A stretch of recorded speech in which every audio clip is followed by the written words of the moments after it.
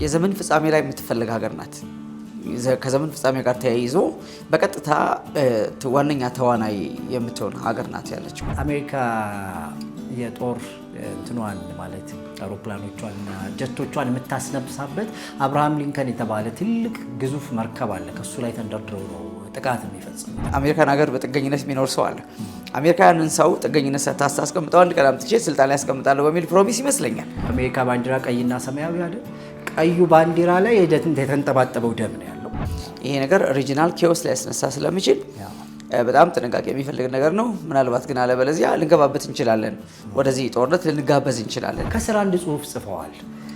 ነፋሱን ከዘራ አውሎ ነፋሱን ታጭዳለህ የሚል ሁለታችሁ ብቻ ትደራደራላችሁ ሳይሆን እኔ የምፈልገውንም ነገር እናንተ ውስጥ እፈልጋለሁ ማለት ነው። አሜሪካ ብቻ አይደለም። ዶናልድ ትራምፕም እንደዚህ ነው። አሜሪካ በነ ጆ ባይደን ዘመን በጣም ተንቃለች፣ በጣም ተዋርዳለች፣ መቀለጃ ሆናለች። ስለዚህ አስከብራታለሁ ነው ያሉት። ሰውየው እንዳልከው ያው ማመሲያ እንትን እንዳለች ሴት ዓለምን እያመሱት ነው ያሉት። የተመታ ማለት ነው እና እነሱ የተመቱትን እንትኖች አድርገው ከሱ ላይ ደም ሲንጠባጠብ ነገር አለ። በፍጹም በቃ ኢራንን ነፃ የሚያወጣት የሚያስከብራት ኒውክሌር ነው ብለው ደምድመዋል። የድርድር ፖይንቶች መቀመጥ አለባት። ኢትዮጵያ ለአሜሪካ ይሄን ታደርጋለች መባል አለበት። ከግብጽ ጋር ስንስማማ አደራድራቸዋለሁ ነው።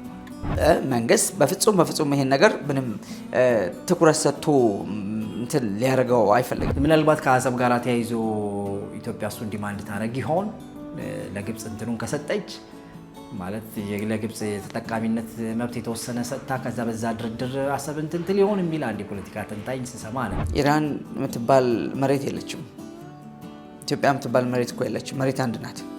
አሁን እንግዲህ መደራደሪያው ምን ይሆናል? አሜሪካ ምስራቅ አፍሪካ ላይ ምን ትፈልጋለች? ለአሜሪካ ኢትዮጵያ ምን ትሰጣታለች? ምንም ካልሰጠቻት በእርግጠኝነት ከግብጽ ጋር ትሆናለች አሜሪካ። ምን ጥያቄ።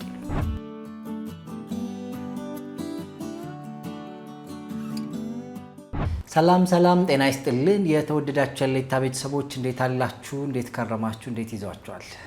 አለን ይመስገነው። አሜሪካና ኢራን ፍጥጫቸው በጣም አይሎ ቃታ ሊሳብ ጫፍ ላይ ደርሷል እየተባለ ነው። ከዚህ ጋር በተገናኘ በኢራን በኩልም እየተሰጡ ያሉ የቃላት ጦርነቶች አሉ። እነሱም ጦርነቶች በጣም ከፍ ያለ ደረጃ ላይ ደርሰዋል። እነሱ ጉዳዮች እናነሳለን እና የዘመናችንን መልክ በዛው መነጽር ለማየት እንሞክራለን። አብራችሁ እንድትቆዩ ነው በአክብሮት የምንጋብዘው። ከያሬዶ ጋር ያለ ነው። አብራችሁን ቆዩ። ያሬዶ እንዴት አለ? ጤና ይስጥልኝ ጆቤ፣ እንደምን አለ? ደግ ይዞሃል። ትንሽ ተጠፋፋ እንዴ? አዎ ትንሽ ተጠፋፋ ነው እና ጦርነቱን ለማጣራት ሄደን ነበር። ለብመክራቸው አንሰባ ብለዋል እነሱ። ያ እንግዲህ መግቢያ ላይ እንዳልኩት ኢራን ከውስጥም ከውጭም ምንድነው ውጥረቱ አይሎባታል። እስካሁንም ድረስ አብዛኛውን የሀገሪቱን ክፍል የተነሳውን ተቃውሞና ረብሻ ለማስቆም ጥረት አድርጋለች። ይሁን እንጂ ሙሉ ለሙሉ ተቆጣጥረዋለች ማለት አይቻልም። እስካሁንም ድረስ እዚህም እዛም እየተነሱ ያሉ ነገሮች አሉ። እንደውም ጋርዲያን 574 ቦታዎች ላይ ነው ተቃውሞ የተነሳው በመላው ሀገሪቱ ማለት ነው። 574 ቦታ ማለት በጣም ለመቆጣጠርም ከባድ ነው። ያው የፈለገ መንግስት ትልቅ ኃይልም ቢኖረው ህዝብ ከተነሳ ከባድ እንደሆነ ይታወቃል። እና በዛ ምክንያት 574 ቦታዎች ላይ የተለያዩ ተቃውሞዎች ተነስተዋል። በዚህ ምክንያት 30,000 ሰዎች ተገድለዋል ይላል ጋርዲያን። እና የኢራን ባለስልጣናት ይሄንን አያምኑ። 6100 ነው የገደልነው ይላሉ እነሱ እንጂ 30,000 6100 ራሱ ቀላል ቁጥር አይደለም። ግን ጋርዲያን እንደሱ ይላል። እንደውም 31,000 ፕለስ ሊደርስ ይችላል የሚሉ ሌሎች ኢንዲፔንደንትን ጨምሮ እንደሱ አይነት ሀሳቦች እያነሱ ነው ያለው። ይሁን እንጂ ኢራን አሁንም ቢሆን ሀገሬን ማስተዳድረው እኔ ነኝ እንጂ ማንም ጣልቃ እንዲገባብኝ አልፈልግም አይነት የሚለው ነገር። ስለዚህ ዜጎቹን የመግደልም የማኖርም መብቱ በእኔ እጅ ላይ ያለ ነው እንጂ ዓለም አቀፍ ጉዳይ ምናምን የሚባል ነገር መስሚያ የለኝም አይነት የሚሉ ሀሳቦች ከባለስልጣናቶቿ እየተሰማን ያለው።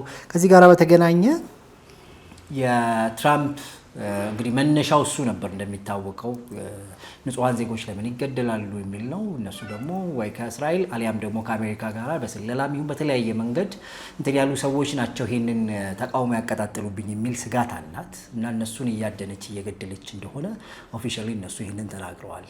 እና በዚህ ሁኔታ ውስጥ እያለ ድርድር የሚባል ሀሳብ መጥቶ ነበር በመሃል ይሁን እንጂ 24 ሰዓት ቀርቷል የተባለበት ጊዜ ነበረ።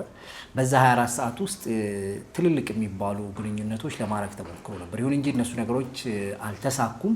ከዛ በኋላ የቃላት ጦርነቶቹ በጣም ከፍ ብለዋል እና የቃላት ጦርነቶቹ ብቻም ሳይሆን በተለይ አሜሪካ እየገፋች የሄደችበት መንገድ ኦልሞስት ኢራንን ቀለበት ውስጥ አስገብታለች እየተባለ ነው ያለው እና በጣም ኢራን ከፍተኛ ስጋት ላይ ነው ያለችው።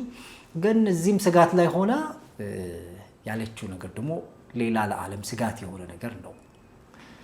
መሳሪያ ያለው እኛ እጅ ላይ ነው እና ቃታውን መሳብ ብቻ ነው፣ በዚህ ደግሞ ዓለምን እናጠፋለን የሚል ሀሳብ ከነሱ ተሰምቷል እና ዶናልድ ትራምፕ የዛን ጊዜም ላይ ምርጫ ቅስቀሳ ላይ እያለው ለመግደል ሙከራ ያደረጉብኝ እነሱ ናቸው ብለው ነበር። የቬንዙዌላን መሪንም ሲይዙት የቬንዙዌላን ጨርሰናል ብለዋል፣ ያው ፕሬዚዳንቱን ከያዙ በኋላ። ከዛም በኋላ የሚቀረን የኢራን ጉዳይ ነው ሲሉ ተደምጠው ነበር።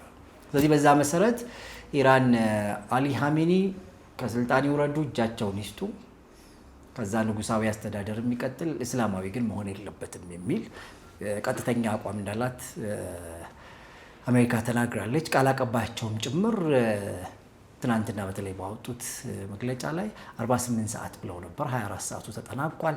ስለዚህ 24 ሰዓት ነው የሚቀረው ቃታው ሊሳብ በአሜሪካ በኩል ማለት ነው እና አሊ ሀሜኒ ሊገደሉ ይችላሉ የሚለው ስጋት በጣም ከፍ ብሏል።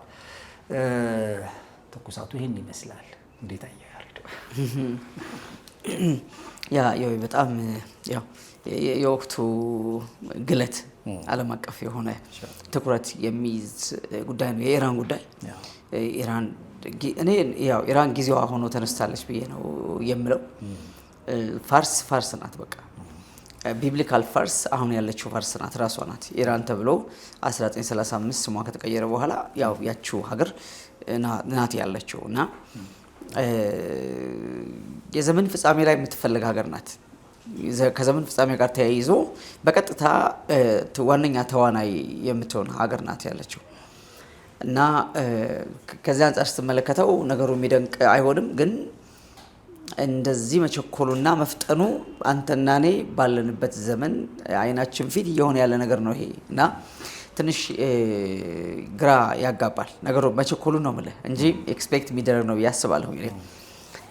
ከዛ አንጻር እንግዲህ ያው ዶናልድ ትራምፕ ወደዚህ ጦርነት ለምገባ ከኢራን ጋር ወዳለው ጦርነት መገባበት ሁለት ምክንያት ነው ያለኝ ነው። አንደኛ ኢራን በምንም መንገድ የኒውክሌር ባለቤት መሆን የለባትም የሚለው ይሄ ዋነኛው የአሜሪካ ብቻ ሳይሆን የሌላው ዓለም ስጋት ነው መሰረቱ። በተለይ እስራኤል ምክንያቱም ኢራን አውሮፓ ህብረትን አይደለም ወይም ሩቅ ምስራቅን አይደለም ወይም አሜሪካን አይደለም ታርጌት የምታደርገው እስራኤል ነው። ከዚህ አንጻር እንግዲህ የእስራኤልን ጦርነት አሜሪካ እየተዋጋች ነው ያለችው። በከፍተኛ ደረጃ የኒውክሌር ባለቤት የመሆኗ ጉዳይ ማለት ኦልሬዲ አካምፕሊሽ አድርገውታል አላደረጉት የሚለው ጉዳይ ነው ጥያቄ ውስጥ ያለው እንጂ ፕሮሰሱ የተጀመረበት ጊዜ ቆይቷል። ባለፈው ሲደበደብ ነበረ፣ ኒውክሌር ሳይቱ ሲደበደብ ነበረ አይደለ? ሲደበደብ ከዛ ወደ ድርድር ገብተው ነበረ። ከድርድር በኋላ እንደገና ደግሞ ያው ነገሩ ባለመስማማት ነው የቆመው ድርድሩ፣ ስምምነት ላይ አልተደረሰም። ከዛ በኋላ ግን ሌላ እንደገና የህዝብ አመጽ አገሪቷ ላይ ተነሳ። የኢኮኖሚ ጥያቄ በከፍተኛ ደረጃ ተነሳ። እዛ ሀገር ላይ ኢኮኖሚ ጥያቄ መነሳቱ ምንም የሚደንቅ ነገር አይደለም። ለምን ኦልሬዲ አሁን ያለው አስተዳደር ሙሉ በሙሉ ኃይሉን ኢራንን እከላከላለሁ በሚልበት የጦር መሳሪያ ላይ ነው። በድሮኖች፣ በሮኬቶች፣ በሚሳይሎች ብሎም በአቶሚክ ቦምብ በኒውክሌር ቦምብ ስራ ላይ ነው ተጠምዶ ያለው እና ይሄ ኢኮኖሚ ጥያቄ ነው እንግዲህ መላው ኢራንን ያናወጠው። ኑሮ በጣም ተወዶባቸዋል፣ ከአቅም በላይ ሆኗል። እጅግ አይተው የማያውቁት ግሽበት ተከስቷል አገሪቷ ላይ። አገሪቷን እየመራ ያለው እስላማዊ አገዛዝ መንግስት በፍጹም ይሄን ነገር ምንም ትኩረት ሰጥቶ እንትን ሊያደርገው አይፈልግም። በቃ መጀመሪያ የኢራን ሉዓላዊነት መከላከል አለብን መጠበቅ አለብን ብሎ ነው የሚያምነው። ዳስ ዋይ ሙሉ ኃይሉን ኃይሉን በዚህ በኒውክሌሩ እና በሌሎች ጦር መሳሪያዎች ላይ እንትን ብሎ ያለው ነው። ሁለተኛው የዶናልድ ትራምፕ ምክንያት በዚህ በህዝባዊ ተቃውሞ የሚገደሉ ሰዎች ግድያ ይቆም ነው። እዚህ ኦልሞስት እንግዲህ እንዳልከው በ10 ሺዎች የሚቆጠሩ ወይም ከዛ በላይ የሆኑ በጣም ብዙ ሰዎችን የኢራን መንግስት በኃይል ለማስቆም እየሞከረ ነው ያለው። ስለዚህ ንጹሃን ዜጎች እየተገደሉ ናቸው ያነሱት፣ የመብት ጥያቄ ነው ያነሱት። መኖር አልቻልም ነው ያሉት። ስለዚህ የኢራን መንግስት እንደ መንግስት መልስ መስጠት ነው ያለበት እንጂ መግደል የለበትም ነውና ስለዚህ እነዚህ ንጹሃን ዜጎች ግድያ እስካልቆመና ኢራን ቶታሊ የኒውክሌር ምርቷን እስካላቆመች ድረስ ኢራንን ኢራን መመታት አለባት ነው። ወይም ደግሞ አሁን ያለው አስተዳደር ኦልሬዲ ሙሉ በሙሉ ዲስማንት መድረግ አለበት፣ መውደቅ አለበት፣ መፍረስ አለበት የሚል አቋም ተይዞ ነው በአሜሪካ በኩል እየተሄደ ያለውና ዞሮ ዞሮ ይሄ ነገር ሌሎች ሀገሮችን አይስብም ወይ ጥያቄው። በኢራንና በአሜሪካ ብቻ የሚሆን ግጭት ሊሆን ይችላል ወይ ነው። ለምሳሌ ፑቲን ያለውን ነገር አለ። ይሄ ነገር ሪጂናል ኬዎስ ሊያስነሳ ስለሚችል በጣም ጥንቃቄ የሚፈልግ ነገር ነው። ምናልባት ግን አለበለዚያ ልንገባበት እንችላለን፣ ወደዚህ ጦርነት ልንጋበዝ እንችላለን የሚል ነው። ይሄ ማለት አሜሪካንን ነው ያስፈራራ ያለው ማለት ነውና ከዚህ አንጻር የሚፈራው መጨረሻ ላይ ይመጣል ተብሎ የሚጠበቀው ነገር እንትን እያለን ነው፣ እያኩተመተመን ያለው ወደ ፍጻሜ እየመጣ ነው ያለው። አሰላለፎች ቀድሞ ተሰርተዋል። አሰላለፎች በጣም ቀድመው ሬዲ የሆኑ ናቸው። ብዙ ጊዜ ደጋግሜ እንደምናገረው የሕዝቅኤል 38ና 39 ላይ ያለው አሰላለፍ በታሪክ ታይቶ የማይታወቅ አሰላለፍ ነው፣ ሆኖ የማያውቅ ነው። ገና ከዚህ በኋላ የሚጠበቅ የፍጻሜ ዘመን ትንቢት ነው። የጎግ ማጎግ ሰልፍ ነው ምን ያለውትና መሪዋ ራሻ አለች። ከኢራን ጋር ያላት ግንኙነት በጣም ይታወቃል። ኢራን ሆና ያለችበት የፖለቲካ ግለት ይታወቃል። ስለዚህ ነገሮች ወደ ፍጻሜ በጣም ሲቸኩሉ ትመለከታለህ ማለት ነው። በተረፈ ይህ ነገር በትክክል ዛጋ አሁን ያለው አስተዳደር ብቻ እንትን ብሎ ሊያቆም ይችላል ወይ? ገብቷል። አንድ ሀገር ላይ ሁልጊዜም ቢሆን መንግስት ሲቀየር የሚፈጠር በጣም ብዙ ኬዎሳል፣ በጣም ብዙ ቀውሳል። ለምሳሌ ንጉሳዊ አስተዳደር አመጣለው ብለህ ስታስብ ህዝቡ ደግሞ አሁን ተቀላቅሏል። ታውቃለህ ወደ አውሮፓ ወደምና ሌላ አይነት ስልጣኔ በህዝቡ ነው የምልህ እንጂ አሁን ካለው እስላማዊ እንትን በፊት የነበረው አገዛዝ ንጉሳዊ አገዛዝ ነው አይደል? የዛ እንትን አሜሪካን ሀገር በጥገኝነት የሚኖር ሰው አለ። አሜሪካንን ሰው ጥገኝነት ታስቀምጠው አንድ ቀን አምጥቼ ስልጣን ላይ ያስቀምጣለሁ በሚል ፕሮሚስ ይመስለኛል። ስለዚህ ያ ሰው ቢመጣ አሁን ኢራን ላይ ነፃ የሆነ ግን ንጉሳዊ አገዛዝ ግን እስላማዊ ያልሆነ ሃይማኖታዊ መሰረት የሌለው ነገር ሊመሰረት ይችላል ብዬ አስባለሁ። እሱም ሰሟት ለእስራኤልም ይሁን ለአውሮፓ ወይም ለአሜሪካ ወይም ሌላው ሀገር ላይ ጠንቅ አይሆንም ተብሎ ሊታሰብ ይችላል። ግን ነው አይሆንም። ለምን እንዳልኩ ነው። አሁን እንግዲህ ፖለቲከኞቹ የሚያስቡበት መንገድ ይለያል። ቴዎሎጂያንስ ወይም ደግሞ መጽሐፉን የሚያነቡ ሰዎች ደግሞ ነገሩ የሚረዱበትና የሚተረጉሙበት መንገድ ይለያል። አንዳንድ ጊዜ መንፈሳዊውን ዓለም በፈለከው ምድራዊ ጥበብና እውቀት ልታገኘው አትችልም፣ እግዚአብሔር ካረዳ በስተቀር ነው የምልህ። ከዚህ አንጻር የፍጻሜ ዘመንን በፍጻሜ ዘመን መነጽር እስካላየው ድረስ ፖለቲካሊ ነገሩን አንደርስታንድ ላድርገው ብትል ትሸወዳለህ። ማለት ውጤቱ ሌላ ይሆንብሃል። ኤክስፔክት የምታደርገው ነገር አለ አይደል? አንድ ሲደመር አንድ ሁለት ብለህ የምታስቀምጠው አይደለም ነው የምልህና ነገሩ ከዚህ አንጻር መታየት ያለበት ነገር ነው። ዞሮ ዞሮ እየባሰና እየጨመረ ሊሄድ የሚችል ነገር ነው። አሜሪካም እዛ ጋ እንትን ብታደርግ አይቆምም ባይነኝ እኔ ኢቭን አሁን ያለው አስተዳደር ቢቆም ነው የምልህ ኢራን ላይ ያለው አመፅ ወይም አብዮት አይቆምም ነው ብዬ የማስበውና ነገሩ ግን አሜሪካ በእስራኤል አማካኝነት ወደ ኢራን ትመጣለች፣ ራሻ ደግሞ በኢራን በራሷ አማካኝነት ትመጣለች ማለት ነው። ነገሩ ጋር እንደተጀመረ አስብ። ጋዛ ነው የተጀመረው ነገሩ። ጋዛ ነው የተጀመረው። ይሄ ጋዛ ፕሮጀክት ነው። ጋዛ የተጀመረ ነው። ጋዛ ተጀምሮ ግን ነገሩ ቀጥታ ዋናዋ ጠንሳሽ ጋር ኢራን ጋር ገባ።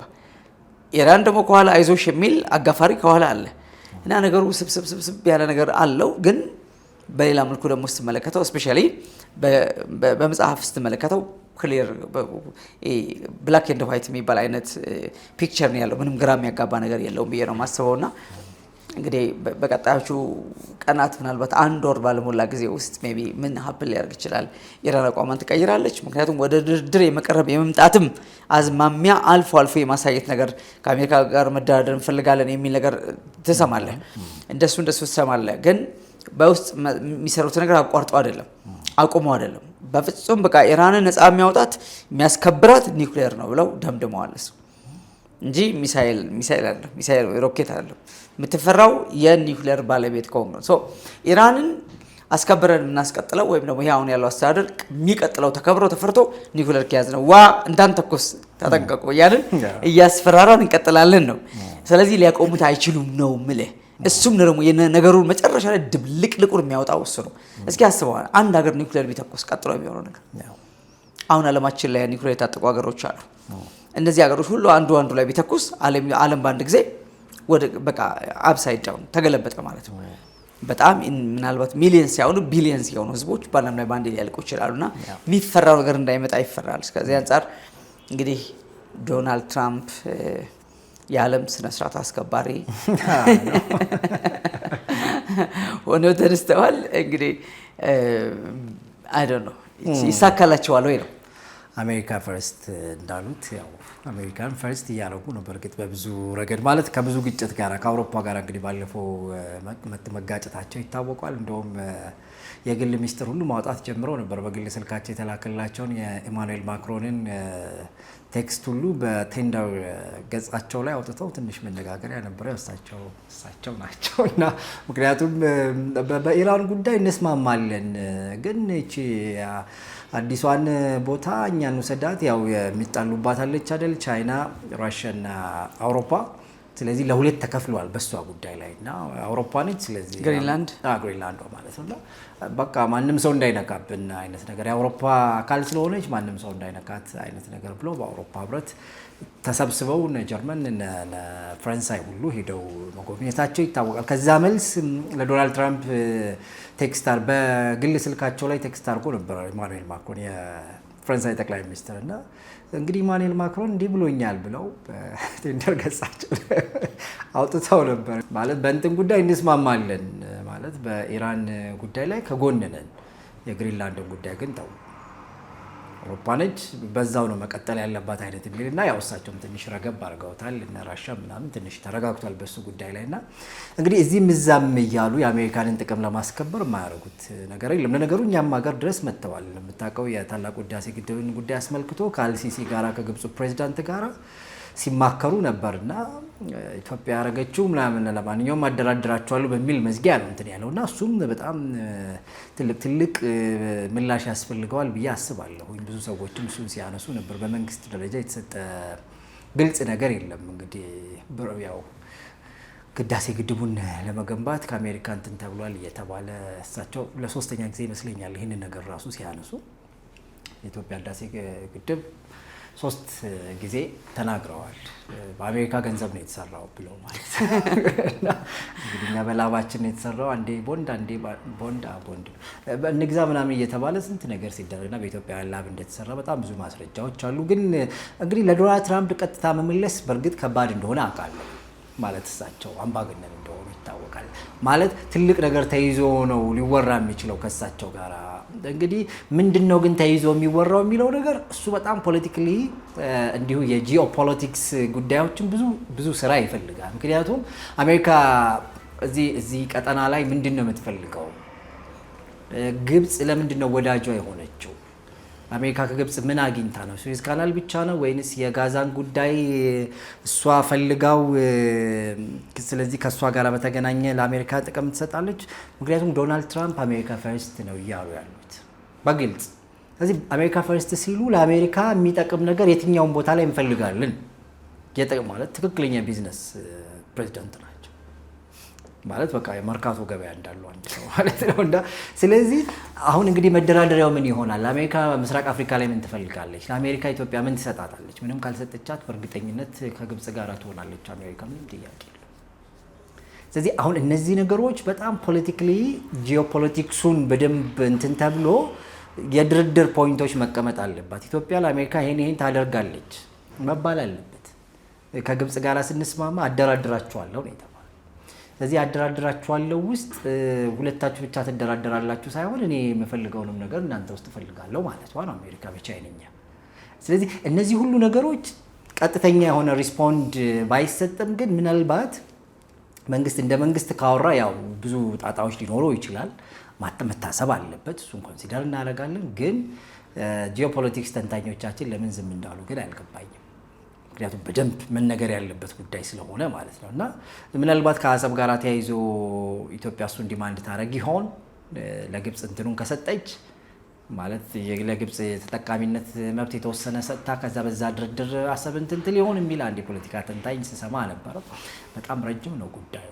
ግን ምን ልል ፈልጌ ነው ያነሳሁትኝ የዶናልድ ትራምፕ ቅድም እንዳልከው ለዓለም ጭምር እንትን ናቸው ማለት የዓለም ፖሊስ ነኝ እንዳሉት እዚህም እዛም ነው የሚገቡት እና እኛ ሀገርም ድረስ እጃቸው ረጅም ሆኖ መጥተዋል ለማለት ፈልጌ ነው ያነሳሁት። እና በዚህ አይነት ውጥረት ውስጥ እየሄዱበት ያለውን ነገር ስታይ ይሄ እንትን ላይ በተለይ የቴህራን ከተማ ላይ የተሰቀለ አንድ ትልቅ ቢልቦርድ አለ። በጣም ያሳቀኝም ምን ያህል ስታበርን ናቸው እነዚህ ሰዎች ምናምን እንድል ያደረገኝም አንድ ትልቅ ቢልቦርድ ነው እና በጣም መሀል ከተማ ላይ በጣም በትልቁ የተሰቀለ አንድ ቢልቦርድ አለ፣ ማስታወቂያ ሰሌዳ የሚመስል ማለት ነው።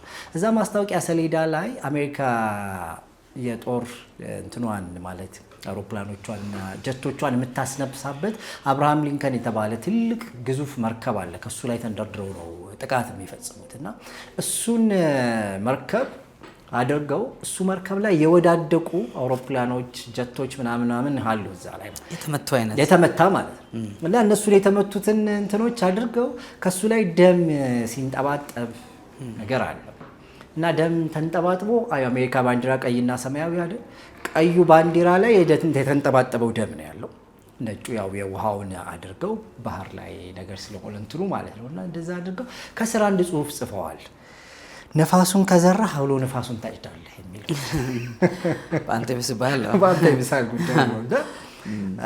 ያው እንግዲህ ማስፈራሪያው ኒውክሌር ነው፣ ዓለም ትጠፋለች ነው እያሉ ያሉት እና ዶናልድ ትራምፕ በቃ ወስነዋል እየተባለ ያለው እና ይሄ ነገር ወዴት ያመራል የሚለው ነው። አሁን በትልቁ እንግዲህ የሚነሳው አሜሪካ አሊ ሀሚኒን ቦታቸው ላይ እንዲቀመጡ አትፈልግም በብዙ ምክንያት።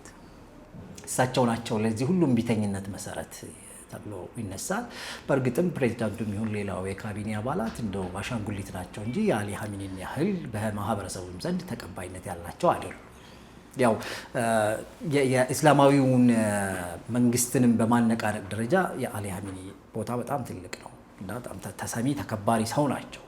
ስለዚህ በዛ ሁሉ ውስጥ እሳቸውን የሆነ ነገር ማድረግ በቃ አንድ አይን ያለን እሳቸውን ካጠፉ አለቀላችሁ አይነት ነገር ነው እና ይሄ ያለቀላችሁ ለአሜሪካ ብቻ አይደለም ለዓለም ወየውላት አይነት ነገር ነው የሚሰጡት እንትን ማለት ነው። እና አሜሪካ ደግሞ እንደ ቬንዙዌላው ፕሬዚዳንት ወይ ይዤው እመጣለሁ አለበዚያ ራሳቸውን ከስልጣን አግልያለሁ ይበሉ እጅ ይስጡ አይነት ወደሚለው ነገር እየመጣች ነው። አሊ ሀሚኒ ይሄንን ያደርጋሉ ወይ ነው ጥያቄ።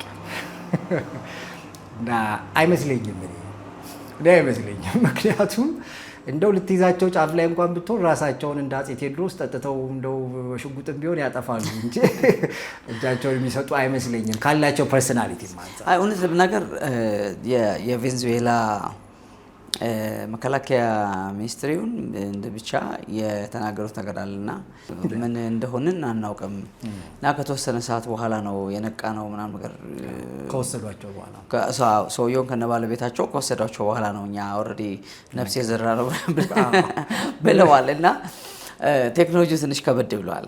ቴክኖሎጂው በጣም ከበድ ብለዋል። ምናልባት ባሉበትም ቀጥ አድርገው ሊያቆሟቸው ይችላሉ። የሆነ ጨረር ተልኮ ባሉበት ቀጥ ብለው ሊቆሙ ይችላሉ። ወታደር ብለው ምን ብለው መከላከያ ብለው ምን ብለው እና ከዛ በኋላ ምንም ነገር ሀፕ ሊያደርግ ይችላል። እውነት ለመናገር እስራኤል የጋዛን እንትኖች ኢቨን የህዝቦላው መሪ የጋዛንም እንትኖች በያሉበት ነው ስታድናቸው የነበረው። እንግዲህ ያስበዋል እነዚህ ሰዎች በምን አይነት ሴኩሪቲ የሚንቀሳቀሱ ሰዎች እንደሆኑ። ነገር ግን ኤቭሪዴይ they have information የት ጋር እንዳሉ ምን እያደረጉ እንደሆነ ምናምን ኤንድ ፋይናሊ ታርጌት በተደረጉበት ቀን ባሉበት ይመታሉ አይነት ነው።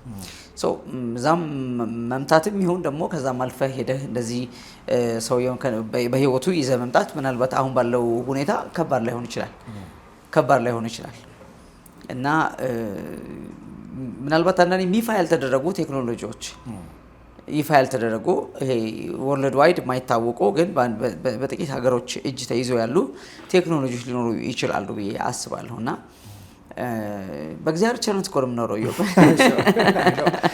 ርቀታችን ማለት በእግዚአብሔር ቸርነት ነው የምንኖረው እንጂ ሰዎቹ ካስፈለጋቸው ምንም ሊያደርጉ ይችላሉ። እውነት ለመናገር ያው ቴክኖሎጂ አምላክ የሆነበት ዘመን ላይ ነው ያለ ነውና ለዚህ ነው ቴክኖሎጂውን የያዘ ሀገር የሚፈራው። ያን ቴክኖሎጂ የያዘ ሀገር ይከበራል፣ ይፈራል። ኢራናውያን የገብቷቸዋል። ለዛ ነው በቃ ኢራንን ጥንታዊ ታላቅን እንግዲህ ፔርሺያ እንግዲህ ዓለምን ከገዙ 4 መንግስታት መካከል አንዷ ናት። ከባቢሎን ቀጥሎ የፋርስና የሜዶን ጥምር መንግስት እነ ቄሮስ ሳይቀሩ ፋርሳውያን ናቸው። እነ ቄሮስ የፋርስ ሰዎች ናቸውና ከዛ ታላቅነት አንድ መሪ በሱ ዘመን አገርን ታላቅ ማድረግ የሆነ ታሪክ ሰርቶ ማለፍ የዛን ሀገር ልዕልና አስከብሮ ማለፍ ወይም ያን ነገር በጣም ገናናን ተፈሪ ማድረግ በጣም ትልቅ ክብር ነው ለመሪ። ዶናልድ ትራምፕም እንደዚህ ነው። አሜሪካ በነ ጆ ባይደን ዘመን በጣም ተንቃለች፣ በጣም ተዋርዳለች፣ መቀለጃ ሆናለች። ስለዚህ አስከብራታለሁ ነው ያሉት። ሰውየው እንዳልከው ያው ማመሲያ እንትን እንዳለች ሴት ዓለምን እያመሱት ነው ያሉት። ሩቅ ምስራቅ የለ፣ መካከለኛው ምስራቅ፣ አውሮፓ የለ፣ ምን የለ ምን የለ ምስ እያደረጉት ነው ያሉት እና በአንድ በኩል ደግሞ እውነት ነው። ምክንያቱም እዚህ ጋር የአሜሪካን ጦር በጣም ማዘመን፣ ጦር መሳሪያዎቻቸውን በጣም ማዘመን፣ ቴክኖሎጂውን በከፍተኛ ደረጃ መታጠቅ እንደዛ ጭምር ነው የሚሰሩት ሰውየው እና አሜሪካ ዝም ብላ ለምትፈራው ትልቅ ኃይል ያው በሰውኛ አስተሳስቦ ነው የታጠቀች ሀገር ስለሆነ ትልቅ ቴክኖሎጂ ያላት ሀገር ስለሆነች ነው የምትፈራው እና አያደርጉትም ብዬ አላስብም ነው ማለት ነው። አሁን ባለው ሁኔታ በጣም ቀላል ነገር እንደውም ሰው ሳያልቅ ምክንያቱም ስልጣን ላይ ያሉ ሰዎች እንዲህ በዋዛ ስልጣን ያለቁ እንዳጽ ቴዎድሮስ ራሳቸውን ያጠፉ ይሆናል እንጂ ይሞታታል እንጂ በዛ ላይ ትራምፕን ግንባሩን ብለን ነው የምንጠራው ምናምን እያሉ የሚፎክሩ ሰዎች ቢልቦርድ ሰቅለው ኢራን አደባባይ ላይ ቢልቦርድ ሰቅለው አሜሪካ እንደዚህ የምናዋርዳት እኮ ነው፣ እንደዚህ የምናደርጋት ነው፣ የምንሰባብራት ነው። በቃ እዛው መርከብ ላይ ያሉ ጀቶቿ ሳይነሱ ዶጋመድ እናደርጋቸዋለን ነው።